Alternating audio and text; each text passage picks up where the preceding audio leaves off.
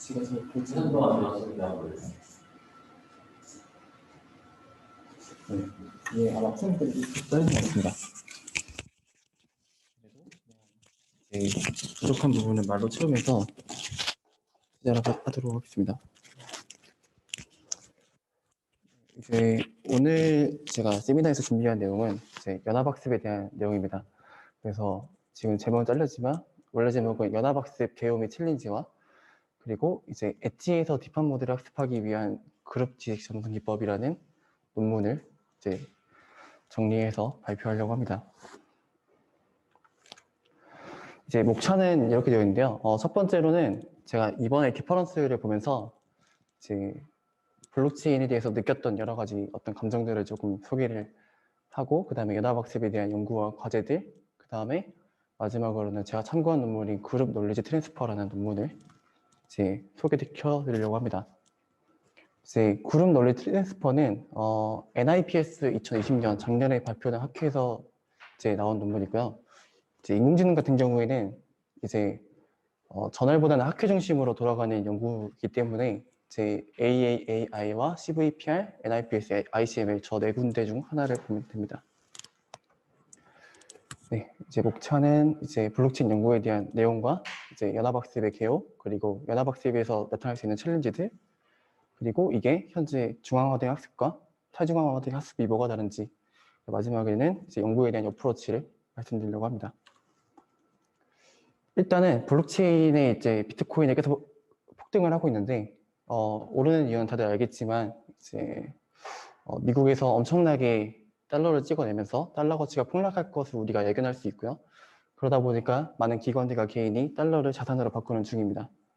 그래서 이제 자산 시장에서 부동산과 주식은 오를 때 이미 다 올라가지고 이제 기관들이 뭘 살까 생각을 하다가 비트코인이 눈에 보여서 비트코인을 매수하기 시작했다. 이렇게 볼 수 있고요. 이제 비트코인이 너무 오르다 보니까 이렇게 노트북을 좀 세로로 세워놔서 채굴 하는 형상도 우리가 확인할 수 있습니다. 근데 이제 최근에 이제 컴공을 대표하는 대표적인 세 가지 저널을 보면은 사실 블록체인 논문이 그렇게 읽을 만한 게 많이 없습니다. 왜냐면은 이제 여러 가지 이유가 있을 것 같은데, 지금 현재 블록체인에서 가장 먼저 해결되어야 될 이슈는 확장성 문제인데, 사실 이게 초기에 제한되고 난 이후에 여러 가지 연구가 있었지만 제대로 해결된 게 없었어요. 그래서 그 이유를 조금 생각을 해보면은, 이제 저희가 합의 알고리즘에 대해서는 FLP 불가능성 정리라고 이제 안정성과 생존성을 만족하는 합의 알고리즘은 존재하지 않는다라는 게 이미 수학적으로 정리가 되어 있습니다. 그래서 이거를 이제 이런 역학관계를 트릴레마에서 살펴보면은 이제 트릴레마는 보안성과 탈중앙성, 확장성 세 가지를 모두 만족할 수 없다라는 이제 비탈릭 부테린이 제안한 방법인데, 저거는 아직 수학적으로 증명된 건 아니에요. 그래서 저거를 우리가 해결했다라고 하는 수많은 블록체인이 있었지만 사실 그 누구도 해결하지 못했습니다. 그래서 이제 아마 이더리움이 탈중앙성을 포기하지 않는 한 확장성은 해결되지 않을 것 같다라는 생각이 들어서 아마 이쪽 연구는 앞으로 뭔가 발전 가능성이 거의 없어 보인다라는 게 일단 제 생각이고요. 근데 이런 확장성 문제가 최근에 이런 방식으로 해결이 되고 있어요. 그래서 이제 브릿지라고 하는 게 있는데요. 브릿지는 중앙기관이 한 자산을 담보로 잡고 다른 블록체인으로 합성 자산을 발행하는 방식입니다. 예를 들면 이제 WBTC라고 하는 이제 이더리움에서 ERC20으로 만들어진 비트코인이 있는데, 이거는 이제 한 기관이 비트코인을 자산으로 받고 그거를 담보로 잡아서 반대쪽에서 WBTC를 발행하는 형태로 진행을 하고 있습니다. 그래서 이런 WBTC가 필요한 이유는 비트코인은 너무 수수료가 높기 때문에 이거 수수료가 좀 저렴한 이더리움으로 옮겨서 거래할 수 있게 하자는 게 먼저 있었고요. 그 다음에 비트코인의 스마트 컨트랙트 기능이 이렇게 있긴 하지만 좋진 않아가지고 그거를 이더리움상에서 하고자 했던 니즈가 있었습니다. 그래서 이제 당연히 저희 클레이튼 저번 주에 와서 발표했었는데, 클레이튼에서도 오지스라는 회사에서 브릿지 사업을 하고 있고요. 근데 이제 브릿지라는 게 이제 한 자산을 다른 블록체인 이동시키는 방법이잖아요. 이제 그러다 보니까 현재 이더리움이 너무 수수료가 비싸. 그 트래픽이 너무 몰려있기 때문에 이거를 브릿지를 이용하면 다른 블록체인에서 그냥 할 수 있잖아 라고 사람들이 생각을 하게 된 겁니다. 그래서 이더리움 기반의 모든 코인들이 이제 폭등하게 되는 게 이제 현상이 저희 주말 동안 있었고, 대표적으로 이제 바이낸스 스마트 체인과 클레이튼, 테라 이렇게 모든 블록체인의 가격들이 상승하는 현상을 볼 수 있었습니다. 그래서 이제 블록체인의 연구에 대한 이모저모를 좀 생각을 해봤는데, 이제 이거는 디퍼런스에서 발표된 내용과 어느 정도 좀 일치하는 내용인 것 같아요. 우리가 블록체인을 신뢰할 수 있는 데이터 공간이다라고 말을 하는데, 사실 신뢰할 수 없는 데이터 공간이라고 볼 수 있습니다. 블록체인 내부에서 생성된 데이터 자체는 신뢰할 수 있지만, 블록체인 외부에서 입력된 데이터는 저희가 신뢰할 수 없기 때문에 이거를 오라클이라는 이제 가상의 형태로 이걸 계속 해결하고자 했습니다. 근데 이제 개인적인 의견으로는 외부에서 입력한 데이터를 입력해준 신뢰기관에 무조건 우리가 신뢰해야 한다라는 가정을 깔고 가면은 사실 이거는 블록체인이나 분산 대비해서도 충분히 해결할 수 있는 문제라고 생각을 했고요. 그래서 아마 이제 블록체인 가지고 우리가 물류, 유통 뭐 여러 가지를 해보려고 했지만 사실 이것들이 잘 되진 않았어요. 이 IBM 내부에서도 이제 인원을 감축하거나 클라우드 팀을 합치거나 이런 현상을 보여주고 있기 때문에 당분간은 이제 블록체인 테마는 금명이 될 것 같습니다. 그래서 올해는 아마 CBDC와 NFT와 합성자산에 대한 이야기를 계속 우리가 나눌 수 있을 것 같아요. 네, 이제 본격적으로 이제 좀 디퍼런스를 보면서 느꼈던 감정들이었고요. 이제 본격적으로 연합학습에 대해서 알려드리도록 하겠습니다. 이제 연합학습은 분산 머신러닝 패러다임 중에 하나입니다. 이제 일단 동작 방식은 다수의 클라이언트가 중앙 서버로 모델을 전송하고요. 그 다음에 이 연합학습은 2016년에 구글에서 발표한 논문에서 처음 연구가 시작이 되었고, 우리 대표적인 특징으로는 훈련 데이터를 공유하지 않고도 학습을 할 수 있다라는 특징을 가지고 있습니다. 이제 연합학습은 이 다음 두 가지 이유로 쓰일 수 있어요. 첫 번째로는 이제 로컬에 있는 데이터를 공개하지 않기 때문에 각각의 개인들이 이제 정보를 공개하지 않으면서도 학습을 할 수 있고요. 그 다음에는 정보를 중앙 서버에 보내는데 그 중앙 서버에 보내는 커뮤니케이션 비용이 너무 크다 보니까 그 네트워크 커뮤니케이션 비용을 줄이면서도 학습을 할 수 있습니다. 이제 논문에서는 이렇게 말하고 있어요. 연합학습이 왜 쓰여야 하냐라고 하는 거는 이제 데이터의 생산지는 각 로컬 디바이스이기 때문에 데이터 생산지로부터 학습을 진행하자라는 게 첫 번째가 있고요. 두 번째로는 이제 데이터 프로세싱이 원래는 서버 중심에서 점점 더 디바이스 중심으로 가고 있다는 말을 합니다. 더 이제 IoT 기기들이나 우리 자율주행 자동차 안에서도 뭔가 CPU나 GPU가 탑재될 예정을 가지고 있고, 그리고 핸드폰도 성능이 나날이 좋아지고 있고 이런 형태를 가지고 있기 때문에 연합학습이 중요하다라는 게 이제 원 논문에서 말했던 내용이고요. 실제 구글에서도 이걸 쓰고 있어요. 구글에 여러분들이 구글 앱에서 검색을 할 때 이제 타이핑을 할 때마다 연합학습이 매번 이루어지고 있습니다. 그래서 이거는 내가 타이핑한 어떤 오타를 보정하거나 완성된 용어를 만드는데 쓰이고 있습니다. 그래서 연합학습은 현재 구글에서 시작을 했지만 현재는 애플과 그리고 MIT와 스탠포드 다양한 곳에서 연구를 진행하고 있는 것 같습니다. 요즘에는 IBM에서 계속 이 분야를 좀 밀고 있는 것 같아요. 이제 전체적인 동작 방식은 이렇게 진행이 됩니다. 일단은 다수의 클라이언트가 존재를 하고요. 다수의 클라이언트는 이제 신경망을 학습을 해서 만들어진 W 웨이트 값을 중앙 서버로 전달합니다.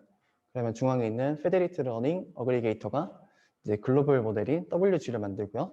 그거를 각각 로컬 디바이스에 배분해서 다시 다음 라운드로 진행하는 모든 연합학습은 이런 형태를 가지고 있습니다. 이제 이거는 오버롤한 이야기를 했는데 내부적으로 자세히 보면은 이제 신경망이라고 하는 건 사실 하나의 뉴런은 하나의 어떤 W라는 수치를 가지고 있고 저거는 행렬로 표현이 됩니다. 그래서 행렬 집합 W를 계속 주고받고 하는 과정을 거친다라고 볼 수 있어요. 그러면 이런 연합학습은 현재 어떤 문제를 가지고 있을까요? 그래서 연합학습 챌린지에 대한 이야기를 좀 다룰 건데요. 이제 구글에서 2018년, 19년 그쯤에 구글 본사에서 워크숍을 하나 개최했습니다. 그 워크숍에서 이제 Advances and Open Problems in Federated Learning이라는 107페이지 자라는 연합학습에 대한 논문을 발표를 했고요. 이제 첫 번째로는 잘렸지만 저게 아마 정확성일 것 같아요. 연합학습 환경에서는 기본적으로 이제 데이터가 non-IID이기 때문에 중앙학습에서 다루는 것보다 정확도가 많이 떨어집니다. 여기서 non-IID라는 게 뭐냐면 이제 독립적이지도 않고 이제 일관적으로 분포되어 있지도 않다라는 뜻입니다. 지금 아래 그림을 보면은 이제 로컬 디바이스에서 각각 이미지를 가지고 있는데 이미지의 개수도 다르고 내가 가지고 있는 클래스도 다 다릅니다. 이제 예를 들면은 내가 내 핸드폰에서 사진을 가지고 학습을 진행했을 때 이제 저는 제 핸드폰에 흑인이나 다른 유색 인종에 대한 사진이 없기 때문에 그런 사람들은 분류하지 못할 겁니다. 이런 이제 문제를 non-IID라고 하는데요. 그래서 이 문제를 해결하기 위해서 이제 데이터 어구멘테이션이나 여러 가지 방법을 진행하고 있는데 대표적으로는 이제 패드 에버리지, 패드 MD 이런 것들이 있습니다. 근데 이거는 뭐 사실 저희가 해결할 수 있는 문제는 아닌 것 같아요. 왜냐면은 저 논문들을 보면은 일단은 저기는 서버급의 어떤 엄청난 장비들을 가지고 실험하기 때문에 학교에서 할 수 있는 내용은 아닌 것 같고, 그리고 이미 구글과 IBM이 하고 있기 때문에 아마 저희가 해결한다 해도 구글이 먼저 해결할 것 같습니다. 네, 이거는 이제 아까 말했던 제 내용이고요. 이제 두 번째로는 이제 네트워크일 겁니다. 네트워크에 대한 내용이 있고요. 이제 이런 네 가지 요소를 가지고 있어요. 첫 번째로는 클라이언트는 수많은 수의 모바일 혹은 IoT 기기들로 이루어져 있는데 이 학습을 진행하면 배터리 소모가 빠르기 때문에 이제 충전된 상태에서만 학습을 진행할 수 있다는 단점이 있고, 그래서 논문에서는 이제 다 모든 논문들은 이런 가정을 합니다. 각 라운드마다 5%의 기기는 배터리가 꺼져서 통신이 불가능하거나 네트워크 연결이 안 돼 있거나 이런 상황을 가정하기 때문에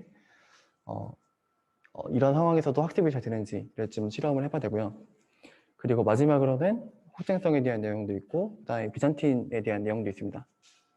이제 학습에 참여하고 있는 각 사용자 중에서 악의적으로 행동하는 사용자가 있을 경우 어떻게 되느냐라는 게 있는데 이것들은 지금 현재 논문이 조금 진행되고 있는 것 같아요. 특히 저 가운데 있는 백도어 어택이라고 하는 것은 전체 1만 개가 연합학습을 시작했을 때 단 한 개의 악의적인 사용자가 있어도 우리가 모델에서 백도어를 만들 수 있다라는 발표를 했습니다. 마지막은 개인화인데 사실 개인화는 사용자 맞춤 모델을 만드는 방법을 말을 하는데 이거는 뭐 파인튜닝 이용해서 많이 하는 것 같습니다.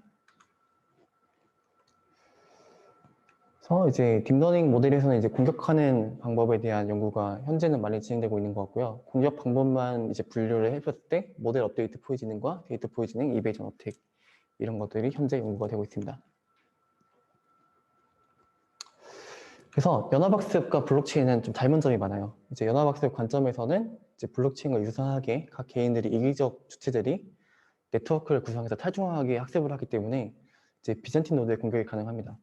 그래서 이제 밑에 있는 거는 미티게이팅 시빌 어택이라고 하는 논문에서 가져온 내용인데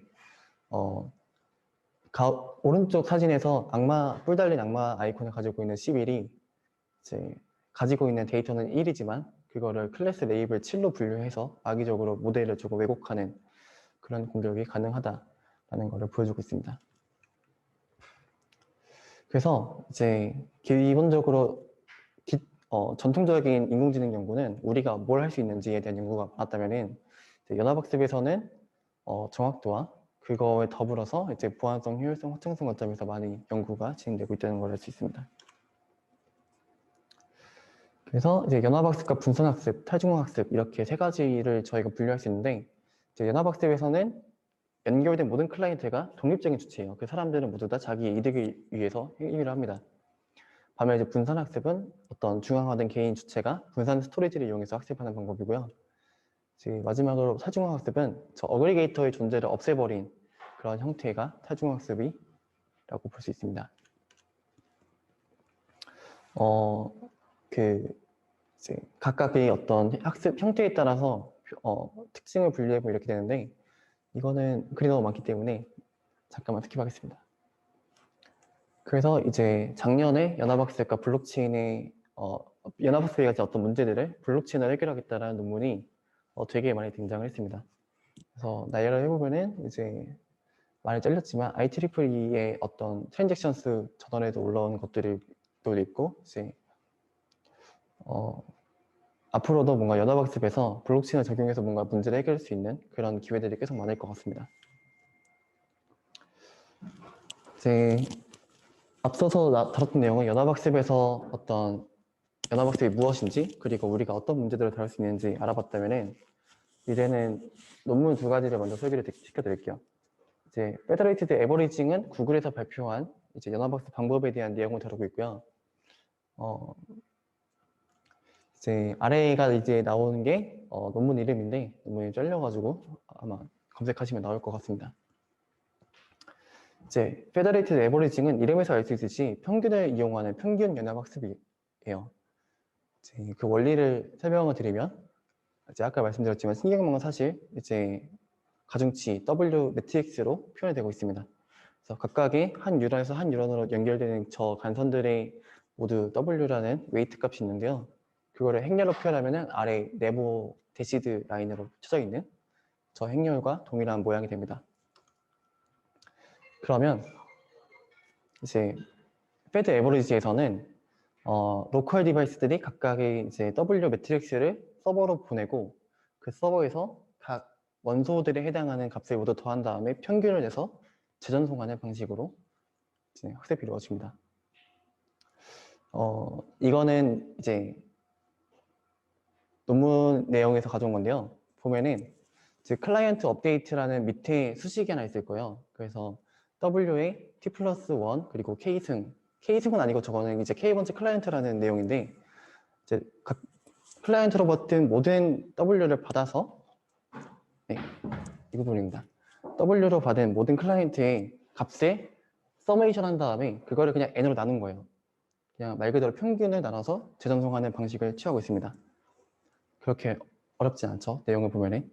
그래서 오른쪽에 있는 거는 이제 실험인데, 실험에서 중요한 거는 이제 보면은 오른쪽 밑에 있는 걸 보면, 어떤 선은 길게 늘어진 반면 어떤 선은 짧게 끝나잖아요. 저게 정확도 99% 달성하기 위해서 우리가 몇 번 통신을 해야 되는가에 대한 내용을 다루고 있습니다. 그래서 연합학습에서는 이제 결론만 말씀드리면 중앙 서버에서 하는 것보다 커뮤니케이션 비용은 훨씬 줄이면서 정확도를 빠르게 수렴할 수 있다는 특징을 가지고 있습니다.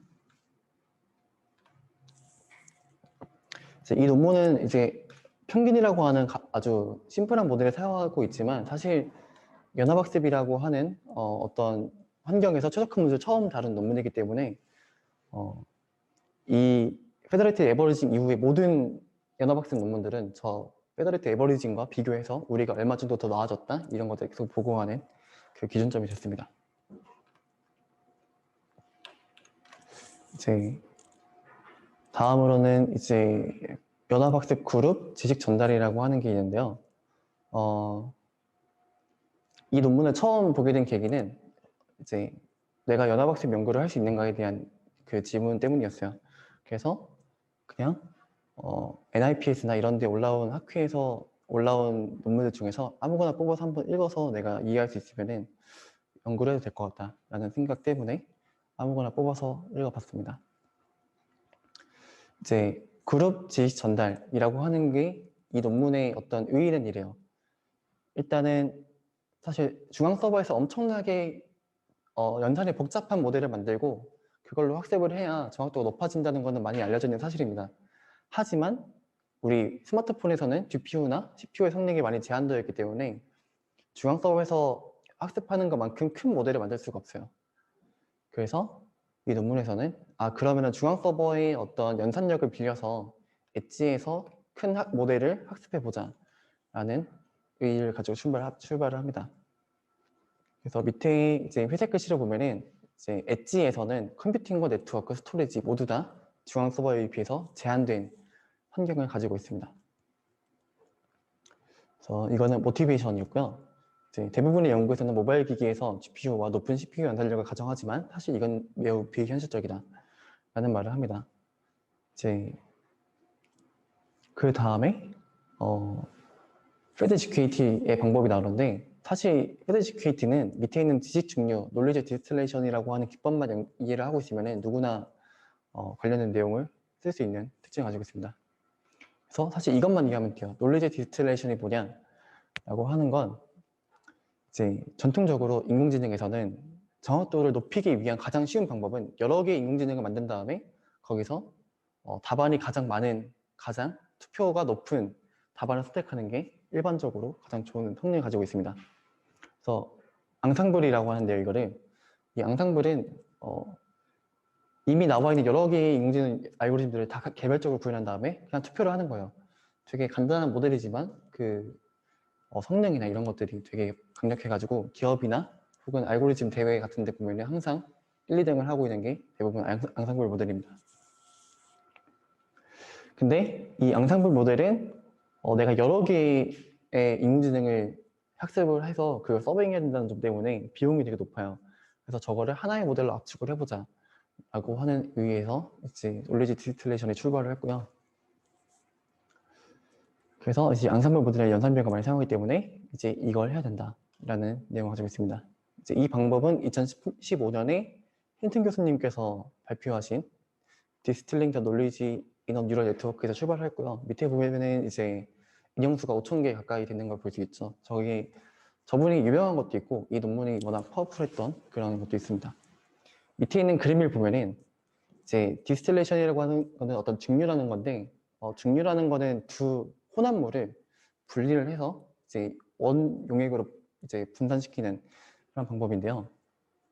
이제 밑에 있는 그림을 보면은 티처 모델과 스튜던트 모델이 있어요. 위에 있는 티처 모델은 딱 봐도 깊이가 많이 긴 걸 보니까 연산력이 많이 들 거예요. 밑에 있는 스튜던트 모델은 이제 티처와 다르게 깊이가 작아서 연산력이 적게 소모가 됩니다. 그래서 티처 모델에서부터 그 지식이라고 하는 것만 증류를 해서 더 작은 모델 스튜던트로 전달하겠다라는 의의를 가지고 있습니다. 이제 원리는 설명하자면 길 것 같은데 원리는 이래요. 원래 이게 나오기 전에 인공지능들은 아주 극단적으로 높은 확률을 가지고 있었어요. 왼쪽에 있는 2라는 그림을 보면은 이제 기존 인공지능들은 얘는 2일 확률이 99%야, 99.99%야 이렇게 추론을 하는데 이거를 우리가 하드 레이블이라고 합니다. 근데 이제 이 논문에서는 저 하드 레이블을 조정해가지고 이게 2는인데 2일 확률이 80%고 3일 확률도 조금 있는 것 같아 라고 조금 확률을 조정한 건데 저거를 소프트 레이블이라고 불러요. 그래서 이 단순한 원리 때문에 이 놀리지 디스틸레이션이 적용이 가능한 겁니다.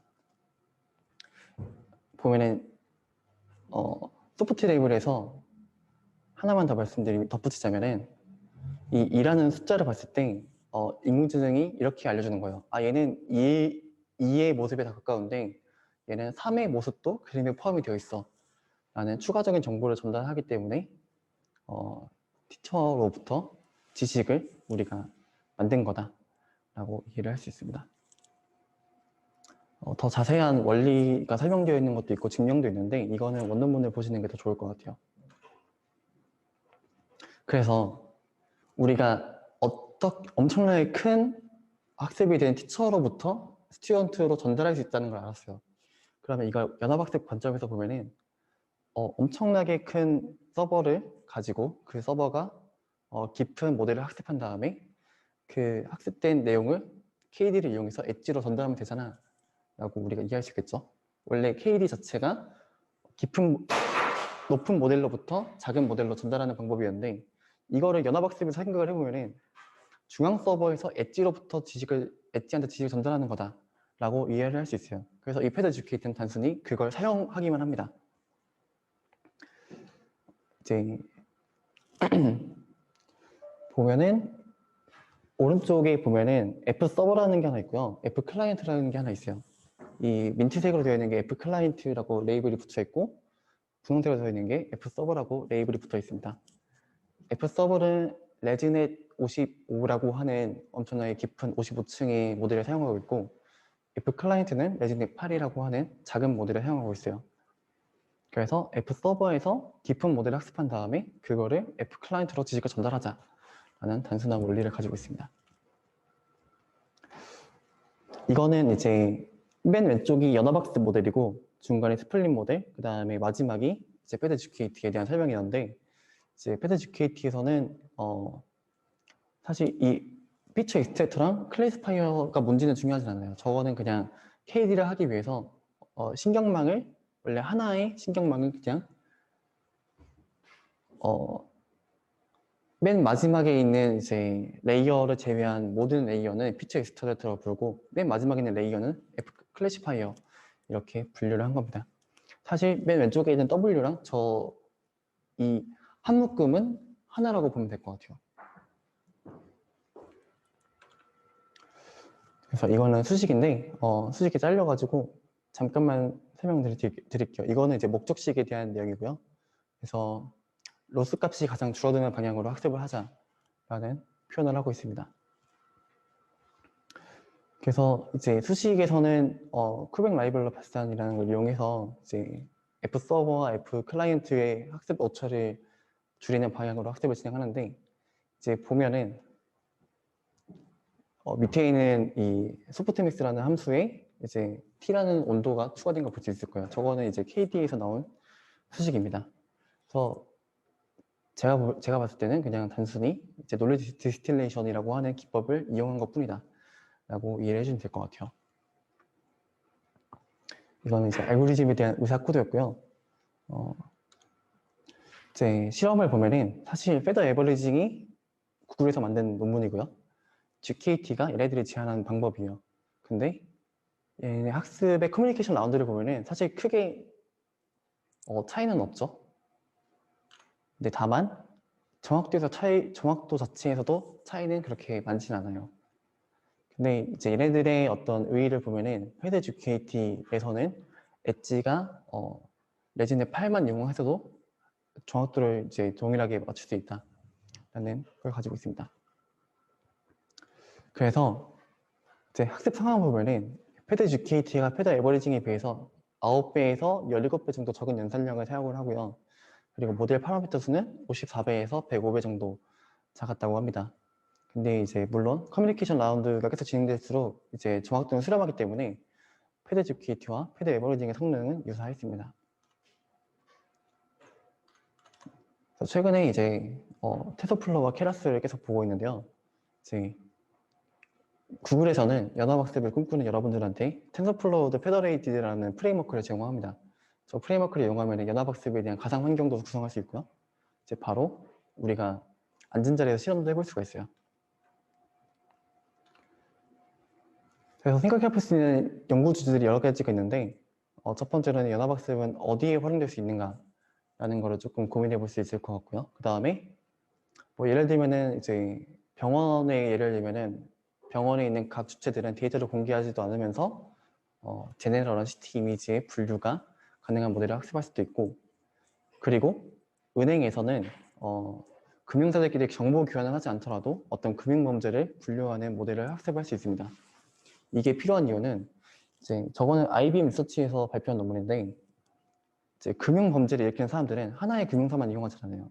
그래서 이 금융사에서 했던 송금을 다른 금융사로 보내는 과정에서도 이제 범죄가 일어날 수도 있고, 그렇기 때문에 이제 모든 금융사가 학습할 필요가 있다라는 이론을 나타내고 있고요. 이제 그 다음에는 연합학습을 좀 이론적인 관점에서 보는 것인데, 사실 저거는 저희가 할 수 있는 건 아닌 것 같아요. 저건 이미 구글에서 하고 있기 때문에 저희는 활용에 대해서만 조금 채우면 될 것 같고, 이제 블록체인과 좀 엮어서 생각을 해보면은 연합학습 환경에서 전체 N명 중에 K명이 모델을 거짓으로 제출하면은 정확도나 어떤 성능이 어떻게 변하는가 이런 것들을 좀 탐구해 볼 필요가 있을 것 같습니다. 그 다음에 그러면 비잔틴 내성을 가지는 연합학습 모델은 어떻게 만드는가에 대한 것도 생각을 해볼 수 있을 것 같고요. 그리고 연합학습이 현재 딥러닝에서 발견된 공격들에 의해서 취약하진 않은가. 그리고 마지막으로는 이제 현재는 지금 분류하는 것, 클래시피케이션 모델들만 많이 연구가 되고 있는데, 저거를 생성막 모델이나 강학습이나 혹은 트랜스퍼 러닝이나 준비지도 학습 같은 것들을 어떻게 적용할 수 있는가에 대한 내용도 탐구할 수 있을 것 같습니다. 네. 일단 발표한 준비 자료는 여기까지 주고요. 잘 모르겠다. 중간에 깜빡 내주느라고 지금 놓치긴 했는데. 네네. 사실 하고 싶었던 얘기는 앞에서 그냥 연합학습이 무엇이다 라는 내용만 근데 연합학습하고 네네. 중앙학습은 좀 어떤 차이가 있나요? 연합학습은 네네. 중앙 서버가 저게 싱글 포인트 오브 페일러다 보니까 어쨌든 저 중앙 서버 다운되면은 모든 학습이 중지되는 상황이 발생하잖아요. 그래서 탈중앙 학습은 저거를 블록체인에서 스마트 컨트랙트를 이용하면은 가능하지 않겠냐라는 의의를 가지고 있습니다. 그런 연구가 좀 뭐 어느 정도 진행이 되고 있나요? 이제 네, 그런 연구들이 계속 나오고 있는데 개별적으로 보면 사실 그렇게 공감되지는 않았어요. 이게 문제를 해결한 건 맞는지 좀 억지로 적용한 분도 있는 것 같고 그 다음에는 이제 사실 인센티브에 대한 문제도 존재합니다. 만약에 이제 병원들끼리 학습을 한다 가정하면은 사실 대형 병원은 데이터가 많기 때문에 굳이 내가 학습에 왜 참여해야 돼라는 게 있을 수 있잖아요. 소형 병원에 비해서 내가 저 작은 개의원들과 왜 데이터를 공유하면서 학습을 했냐라는 문제가 있을 수 있는데 그런 경우에는 블록체인에서 인센티브를 주자라는 어떤 특정 상황에 대해서는 연구가 좀 진행되는 것 같습니다. 그러니까 저런 얘기들은 좀 있는데 그래서 뭐 보상을 어떻게 하고 뭐 그런 얘기들은 실체가 별로 없는 것 같아서. 네, 사실 뭐 이제 블록체인은 2008년부터 연구가 시작되지만 얘는 2016년이니까 이제 3년 된 연구거든요. 그래서 연구가 안 되는 게 많기 때문에 연구를 하면은 내가 거의 최초로 논문을 작성하는 그런 느낌이라고 보시면 될 것 같습니다. 오케이, 수고했다. 네, 감사합니다.